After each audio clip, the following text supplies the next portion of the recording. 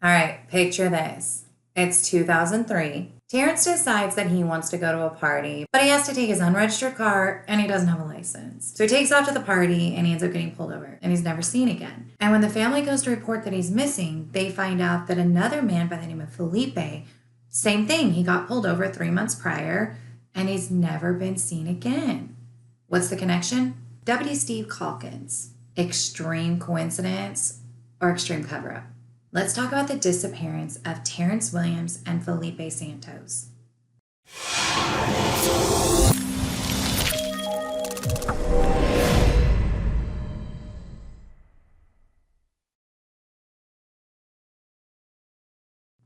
Okay, since it's very obvious from my beginning of my story, that's who we're going to be talking about. We're going to talk about Terrance Williams and Felipe Santos. They went missing in 2003 and 2004 out of Naples, Florida. And yes, they were actually pulled over by an officer and last seen in his presence. And we're going to talk about what's going on because there is a current wrongful death lawsuit filed against former, I'm going to say that now, Deputy Steve Calkins. And if you're new here, my name is Melissa Ellen, and I do these kind of true crime videos. So make sure you do me a favor, hit subscribe, hit like, comment, all of that good stuff. I can't not say this to you guys. I hope you guys are being well, you're staying in, and you are safe and healthy. And I'm just sending that out to all of you in these times. I can't not say it. I have to say it. Like, I'm praying for you guys. Let me give you the information I do have on Felipe Santos. He was 24 years old. Now, his date of birth is actually May 26th of 1980, but you might see if you look anywhere, it might have been posted as January 1st of 1979, and that is possibly because of some interactions that he might have had with immigration. Now, he is a Mexican national, and he was living here in the United States illegally in 2003. He had been here for at least 3 years, and he was living with his wife, and her name is Apollonia Cruz Cortez. He did also have an infant daughter. She would be about 17 to 18 years old now. Now, he was living in Naples, Florida. He was not actually a resident, and due to that, he was not able to apply for a driver's license at the time. Despite not having a license or able to get insurance on his vehicle, he did drive his brothers to work every day. So the one thing you can say about Felipe, yes, he was here illegally and he did not have a license to drive. He was taking care of his family. He was sending money back to Mexico. He was supporting his family. They were all working. This is what they were trying to do to have a better life. And in no way led up to what happened to him. This is absolutely not okay. Now, again, we do have a discrepancy in dates. I just want to be clear that he actually went missing on October 14th. I've seen like on the Charlie Project or a couple places that it says 10/1. And I'm just assuming somewhere along the line, somebody forgot the 4 and it got put into a bunch of posters, but it is October 14th of 2003. Now, on that morning, according to his wife, Apollonia, Felipe actually wasn't feeling very well. She told him, why don't you just take a day off? We can do that. And he said, nope, he wanted to go to work. He was responsible for driving him and his brothers every day to their construction job. Now, it was around 6:30 in the morning, and they were near the Green Tree Shopping Center, and that is at the corner of Airport and Immokalee in the North Naples area. Now, the other driver of the vehicle was a woman by the name of Camille Churchill. And Felipe was at fault for the accident. And when he hit her, him and his brothers did offer and pretty much plead with Camille to not call the police, that they would give her cash. Camille was uncomfortable with this, and within her right, she made the decision to call the police department and report that there was an accident with a driver without insurance and registration so that she could protect herself. The officer that dispatched out to the scene was Deputy Steve Calkins. Calkins arrived on the scene, and he did end up citing Felipe for not having registration, not having a license, and for reckless driving causing an accident. And at that time, Calkins was going to tow away Felipe's 1998 Ford vehicle. So according to the brother, at that time, Calkins was going to take Felipe to the Circle K so that he could have a translator help him fill out the incident report. That's right, Felipe did not speak English, okay? So Calkins was going to take him to a Circle K and have someone there he knew close. It was only about a mile away. It was going to help him translate to do this report. And then Felipe could use a phone since his car was being towed away and get a ride. After not hearing from him very quickly, Felipe's boss actually made the decision to go to the jail to work on bailing Felipe out. When he arrived, he found out Felipe had never been booked into jail. He had never been arrested. There was no report. According to Deputy Steve Calkins, Felipe was being so kind and polite that he decided to let him go.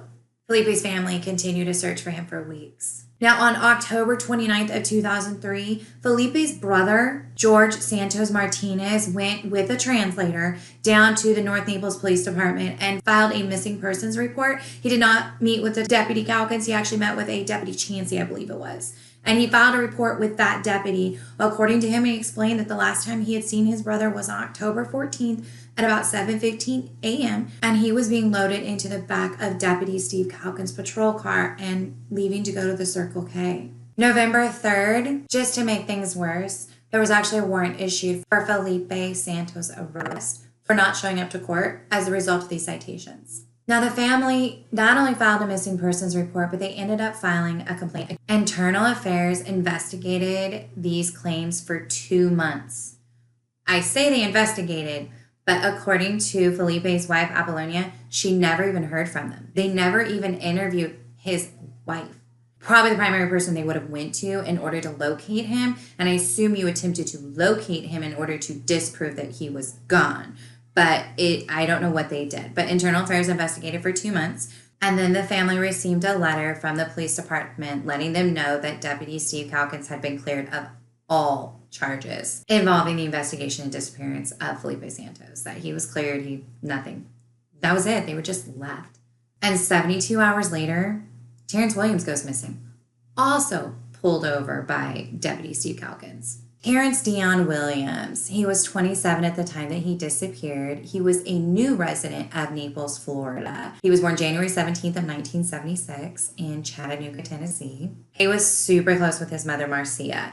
According to, and I have it linked below, a video of the disappearance of Terrance Williams, it is reported that his father was not in his life, that his father, mental health, and might have been institutionalized. I wasn't quite sure where that story went, but his father was not involved in his life, and his mother raised him. She was a bank teller. She was a single mom. She was a dedicated mom. She was the kind of mom that got off work, ran to grab him, took him to baseball practice, and really tried to keep him living a good, solid life. As he got into high school, it was reported in the same video that he started to struggle with grades, but he did not have trouble with the ladies. So maybe a ladies' man. I'm not saying he was a player, but that was kind of like the little wink, wink.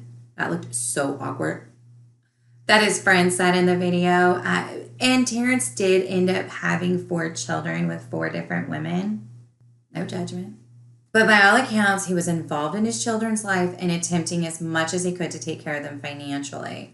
A friend of him even said that he was one of the first men that he knew that was like a step-up dad, that he got jobs and he tried to pay child support and he tried to take care of his children. There's lots and lots of photos of them together that were posted inside of this documentary. So again, it's linked for you guys before, but lots of photos with his children. I just don't put up minors' photos unless they're involved in the case directly.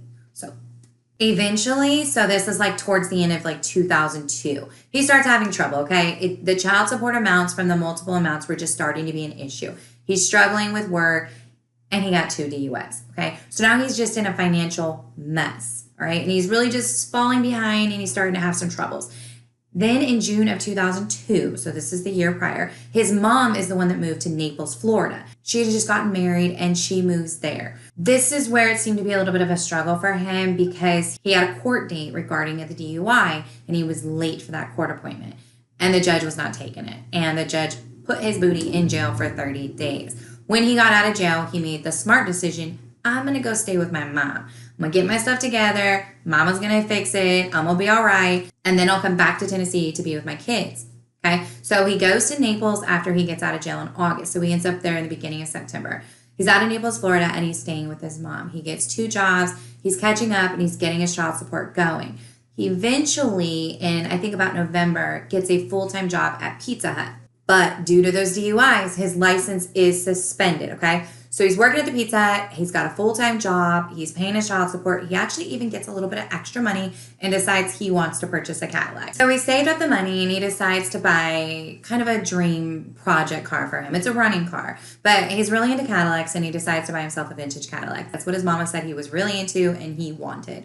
This car was running and working, and yes, he was driving it, but not often. Okay, he was being careful. He really didn't want to get in trouble, okay? So he was driving it according to Jason, but just not very often. He was really careful about it. So now we're going to get to January 11th. Terrance is working at the Pizza Hut in Bonita Springs, which is only about 20 miles away. So he's working there, and one of his coworkers is throwing a party. And apparently, according to him, it's going to be one of the parties. Like, he has to go to this party. He's so excited. He had called Jason during the day. It was like, Jason, you got to go with me. Like, it's going to be so much fun.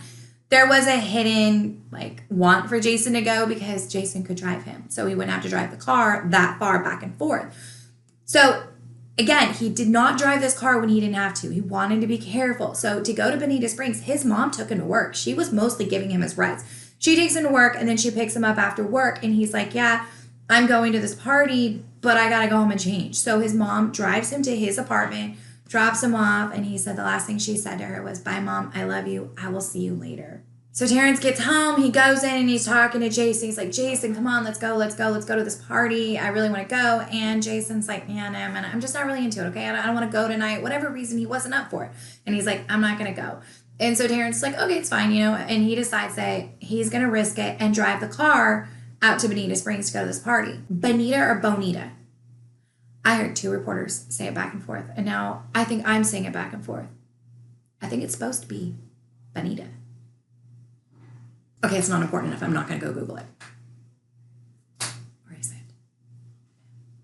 Now, a short time later, Jason actually receives a call from Terrance. Terrance did not own a cell phone. So Terrance apparently started to drive, and as he was driving, he freaked out. He saw cop cars, and he decides to pull over at a payphone and call Jason and just talk to Jason for a little bit. He's like, man, I'm freaking out. There's like cops everywhere. And he's like, just talk to me on the phone for a little bit. Like, I'm just going to stay right here. Like, I don't want to get in trouble. And then eventually, the thing is, Jason said he sounded scared. Sounded really scared. But he also seemed like, I ain't getting myself in trouble. I'm careful. Like, I do not want problems. Eventually, they end the phone call, and Terrance is like, okay, yeah, coast is clear. I'm good. I'm out. I'll talk to you later. Jason ends this phone call with him, and without realizing it, this is important later, Jason gets up to go into his room, and because he had been on the phone for some reason, he set his phone down like on the TV stand and then went to bed. The next morning he wakes up and Jason's not there. He's not worried at first because like Jason sometimes might have stayed with a lady or something, you know what I mean? Like he could be out, okay? But he notices on his cell phone, now that he's found it sitting on the entertainment center, that he had a bunch of missed calls from a number he didn't recognize. He called the number back and it was a female. And they figure out that it's a coworker of Terrance's. And she's like, oh, he probably was calling you for a ride, but like, I don't know. I know for sure he left between 5 and 6 in the morning though. So this is on Sunday and he's not worried at first. He just assumed Terrance decided to stay the night with someone. But the next morning on Monday, when Terrance still isn't home, that's when Jason decides like, I'm going to send an email to Marcia, who he knows is his coworker, and ask like, hey, have you seen Terrance? Because he's not home. And that's when she knew. She said she woke up that morning in an interview and just felt like something wasn't right. Immediately, Marcia starts making phone calls trying to locate her son. She made phone calls and she's reaching out to everyone she knows. Now, I'm not sure which came first, but eventually she did get a police report filed. They gave her a lot of trouble. When she went to the police department, they basically told her like, he's an adult. Give it a month and come back. Somehow, thanks be to his aunt who was in Tennessee, she actually located his car. Now, they located his car and found that it had been towed because his car was found blocking traffic at a cemetery. Yeah, when they got the report, it appeared that the vehicle had been towed from the Naples Memorial Cemetery. It had been out on the road. And Deputy Steve Calkins had actually called in to report it to be towed away. Let me give you the actual audio of that call. I got a homey Cadillac on the side of the road here. Signal 11. Signal 52, nobody around. Maybe he's out there in the cemetery. He'll come back in his car, I'll be gone. To say it makes me sad is just an understatement. To say that it makes me disgusted on another level. To think that this isn't in any way a representation of how our law enforcement acts or how an officer conducts themselves while on duty. He later said that he realized it was inappropriate. Inappropriate is not the word for it. As a result of the vehicle being towed from the cemetery and the family realizing that, they started to inquire with the cemetery. I believe based on the wording of the call that I'm about to play for you, that it must have been the family who was calling into the police department to tell them that they had talked to the people at the cemetery and that they had seen Officer Calkins. So just listen to this call. You towed a car from Vanderbilt to 111th Monday, a Cadillac. Do you remember it? No. Do you remember? She said it was near the cemetery. Cemetery. And the people at the cemetery are telling her you put somebody in the back of your vehicle and arrested them, and I don't show you arresting anybody. I never arrested nobody. Isn't that amazing? He's a seasoned veteran, and he couldn't remember 4 days later. So based on that, you're confused. You're like, wait, so you're getting what's going on. The family files a police report, and there's like, it's nothing. Then they find out that the car has been towed by an officer from the cemetery. And then they find out at the cemetery that Terrance had been patted down and arrested and put into the back of a police car and taken away. And then they're calling this officer like, hey, whatever happened with that guy? No, I didn't arrest anyone.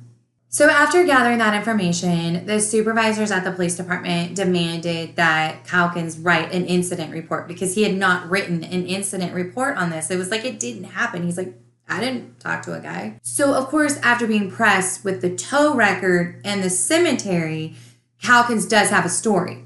He says that he did come across Terrance. It was a very brief encounter. He only knows his first name, and that what had happened is that he came across the car that was in distress and was pulling over into a parking lot, and so he followed him in, and that Terrance was like really upset because he was really worried about being late to work right down the street at this Circle K.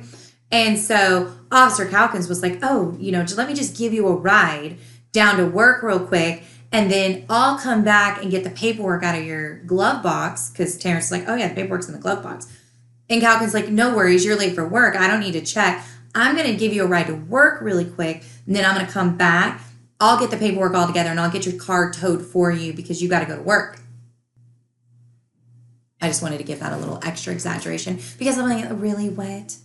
And according to Calkins, he got back to the vehicle and realized that he didn't have the information in there. And then that's when he decided to make this phone call. Last name? Williams. Common spelling. Date of birth? 4/1/75. Black male. First thing I want to note, because this gets brought up really well, and I'll just take your guys' opinion. Does it sound like someone's in the background? I mean, there probably is. This is a supervisor, a dispatcher. They're over a radio. A lot of people feel like they can hear Terrance in the background because this is really important information. And it's really hard for me to make sure I'm putting it together because I want to give you guys all of this. But he said his interaction with him was so brief that he didn't even. But there is something interesting to know about that date of birth. That's actually a fake date of birth that Terrance was known for using in Tennessee. But he just moved to Naples, so he's not in Tennessee. So how would an officer in Naples know a commonly used fake date of birth from Terrance? So again, the workers at the cemetery said that they saw Officer Calkins pull Terrance over, and then they pulled into the parking lot. They saw him search him, pat him down, and take him away. Officer Calkins went over to the cemetery workers and asked them, can I leave this vehicle here? They said, yeah, that was fine.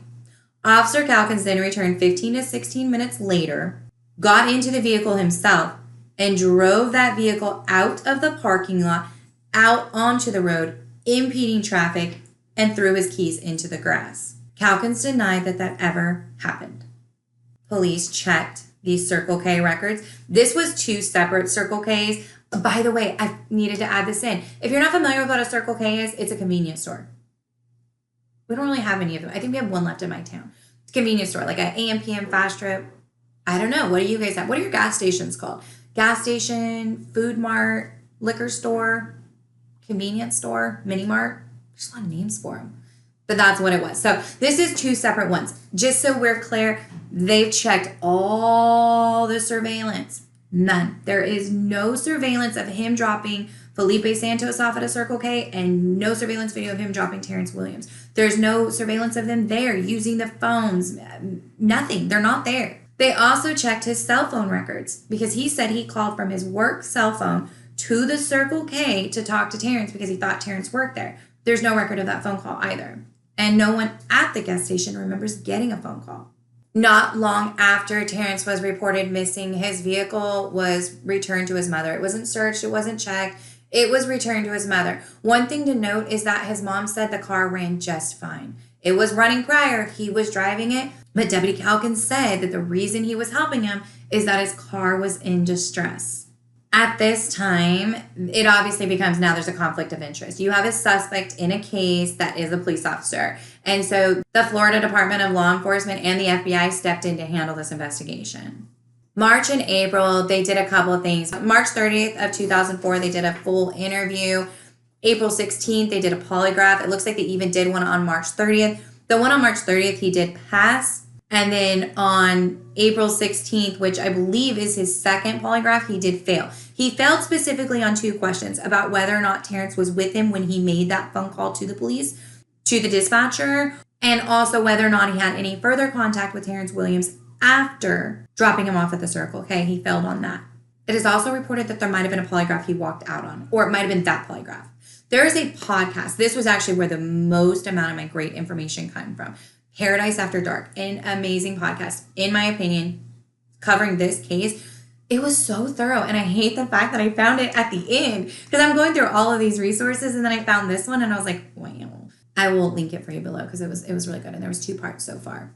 There are conflicting statements about the search of Calkins' car. It was searched. I have heard that there was no evidence in it, according to Sheriff Don Hunter. We're going to talk about him. And then there was also Detective Kevin O'Neill, who was involved as well. And according to him, there might have been trace evidence. There was nothing in these cars that we know anything about. I have also heard that they found it weird that his car was so immaculately clean. I've also heard that that's totally normal. We're not in theories yet. I'm sorry. Let's keep going. They also mentioned it was an election year for Sheriff Don Hunter. Why is this in my notes right here? This is supposed to be in theories. Whatever. I'm not even going to get that far into it anyways. Let's keep going. August 30th of 2004, Deputy Steve Calkins is fired. At this point, they've proven that he has lied and not cooperated with investigations, and as a police department, that is something you cannot do. We learned this in my case when I did a couple weeks, months, I'm losing track. Bardstown, Kentucky, we had an officer who was fired for the same thing. You cannot be an officer and obstruct an investigation. Your duty is to help with an investigation. So he was fired on August 30th of 2004. He did respond, and he wrote a letter, and I do want to make sure that I always give both sides, so let me give you what he said. He expressed that he was a 17-year veteran of the Collard County Police Department. He had an absolute clean record prior to Felipe Santos going missing. He said that his statement that he had made about the ghetto car was not meant to be offensive, but he admitted that it was very inappropriate. He asked that they reconsider his termination and explained that he had been seeing a psychiatrist and that they diagnosed him with being basically burnout, overstressed, and he was on medication for stress, anxiety, and depression due to his overload at home and work. He called his involvement in this case an extreme coincidence. On August 3rd of 2018, 2018, 15 years later, it's sad they had to wait this long, but this is how it works, okay? The case closed. Like, nothing happened. They were never found. He was not charged. Yes, he was fired, but he didn't answer for what happened, okay? We're going to do my theories after we talk about this. But on August 3rd of 2018, the estate of Terrance Williams, which would be his mother, Marcia Williams, filed a lawsuit against Steve Calkins, okay, for wrongful death. In the very beginning, when the Investigation Discovery documentary had aired, the actor Tyler Perry had got involved in this case and offered a $25,000 reward for information about the whereabouts of Terrance Williams. As this case grew, the involvement got bigger. So Ben Crump is a renowned civil rights attorney, and you probably recognize his name from the media. He represented Trayvon Martin, Michael Brown, and other cases that have been in the media. He is about fighting for rights of people who are being done wrong. Now, under Ben Crump's law firm, so Marcia's actual attorney that's assigned on record to her is Christopher O'Neill. Now, there's a couple of things in this lawsuit that are technically allegations, so I wanted to make sure I put them down here. There's a couple of things that they brought up that we did not know about prior that I hadn't really seen. So, according to them, they give it in this order. They say that Deputy Calkins moved the car and dropped the keys. They say that he purposely dropped the keys into the grass to stage for an abandonment. And they say then he made contact with the dispatcher, and they feel that Terrance was still there when this happened. Something seriously, like this right here, when I read this, I'm mind blown, okay? Deputy Calkins, when the tow truck was there, they had the option of having the report sent electronically to the computer inside of their car. He opted not to. He opted to have them mailed personally to him. So these tow records, he was gonna be the only one that had a record of it. If the aunt hadn't figured out that his car got towed to that tow lot, like these records would have just went to him. They mentioned that he never filed or filled out an incident report in either case. Like he didn't do anything. The family also cited, you were willing to fire him, but you're not really willing to do a full investigation. They've never obtained a search warrant for his house, his belongings, his anything, what you normally do in an investigation when you have a suspect. So here's how this has gone. So now you're in a wrongful death lawsuit, and wrongful death lawsuits can take a very, very, very, very long time. In fact, right now, they're kind of stuck in a weird waiting period. I'll explain that in a second. So the case was filed on August 30th of 2018. On September 9th of 2018 is when they had a press conference. Ben Crump was there, Tyler Perry was there, Christopher O'Neill, and Marcia Williams.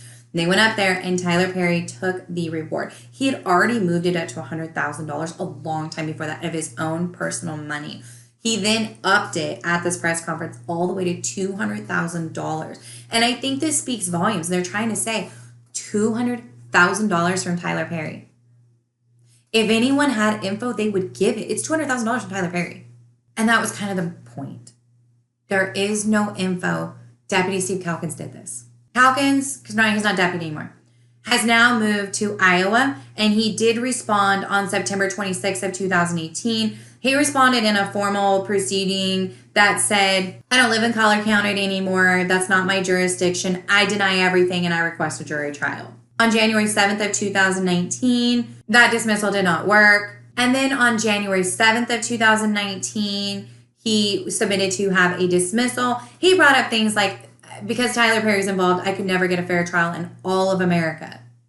And on January 17th, 2019, the judge did agree that they could do a phone meeting only for the setting up of what would happen next, not for actual hearings. And then on June 5th, so I know there's some little bits of things that are missing, but the court records aren't really all there. Some of this is really private information because you are dealing with a wrongful death. So from what I'm gathering, Calkins ends up getting an attorney. His name is Holy, and he argued that the complaint was filed. I'm going to read it.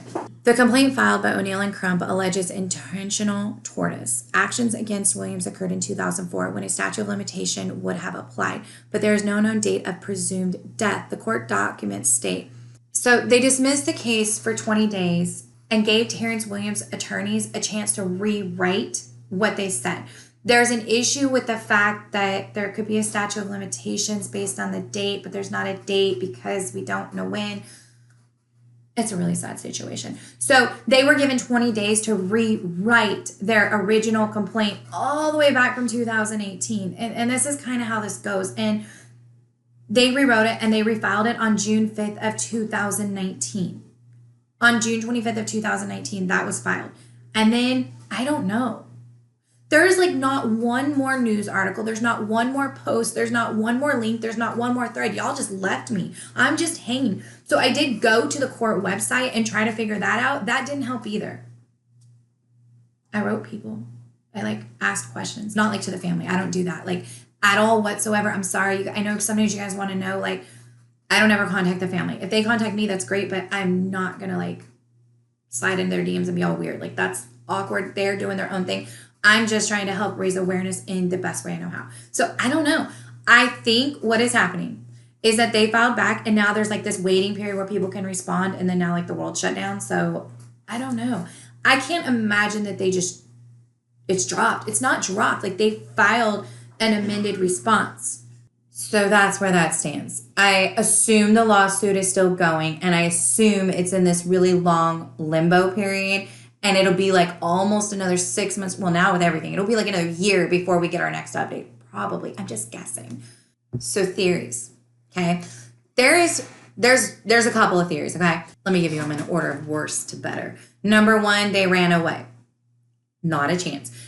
The sheriff in the police department, Sheriff Don Hunter, it is quoted that this was an election year. I don't know what that would have to do, whatever. Okay. But he said that these men would have reason to leave. Felipe Santos was illegal. He had been illegal. He was sending money back to Mexico. If Felipe Santos disappeared, he would have went to Mexico, to the family. But he had no reason to leave his wife and daughter. He had no reason not to just go pop up in Mexico if he was that worried about the citation. It makes no sense. He left his wife and infant child and his brothers that he was so dedicated to taking to work every single day. He was such a loyal worker. His boss was on his way down there to bail him out of jail. These are people he would have gone to. These are people who would have helped him if he decided, you know what, guys, it's not working, I want to go. These are people he would have turned to. If he had decided that life was too difficult, again, he had people to go to. They would have known.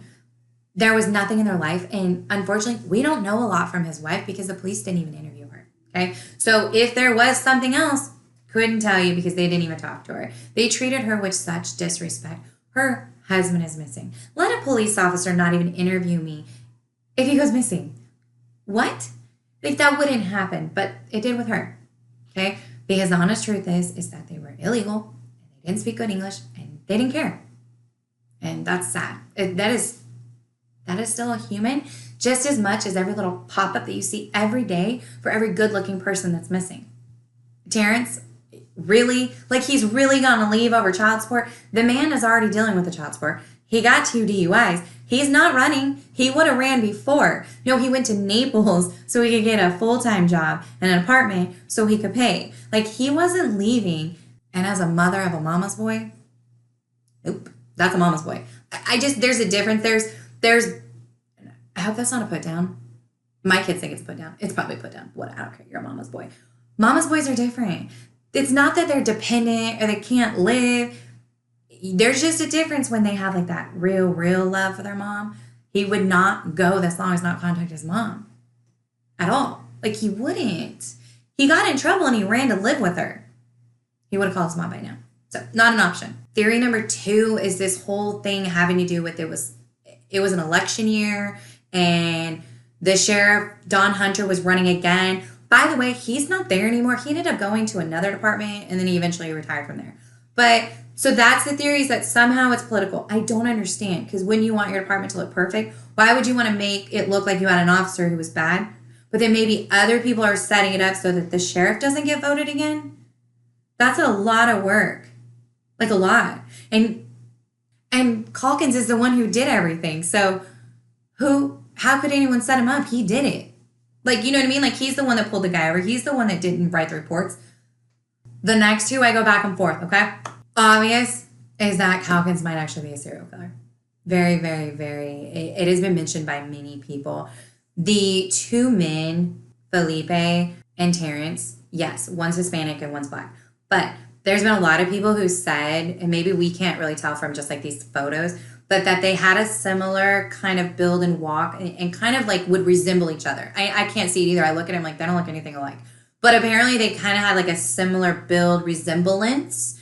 There's a wonder if he's a serial killer. And since they have the same look, is there some sort of weird motive? Is there some sort of fetish?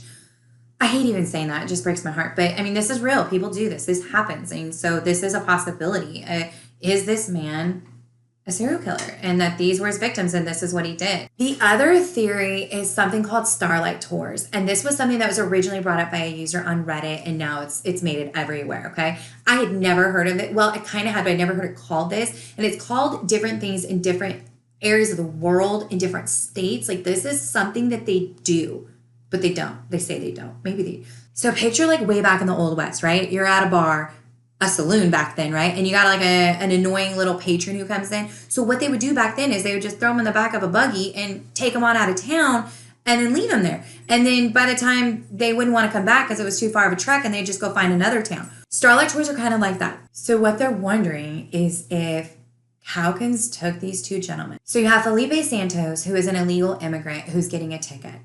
And then you have Terrance Williams, who's a resident of Tennessee, but he's new to Naples and he has a record, okay? And he's got new charges with, driving without a license. So there's a possibility that Calkins decided to drop them on the outside of town. I'm hearing the Everglades, and he might have like driven them out of town and dropped them off, kind of like either A, good luck walking back. Now you're not my problem. I don't have to deal with you. And they think they won't get reported because they have charges and they have reasons not to report.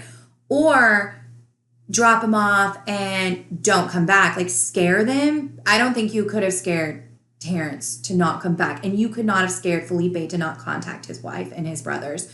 So more drop them off and just make them walk back, and then something happened to them.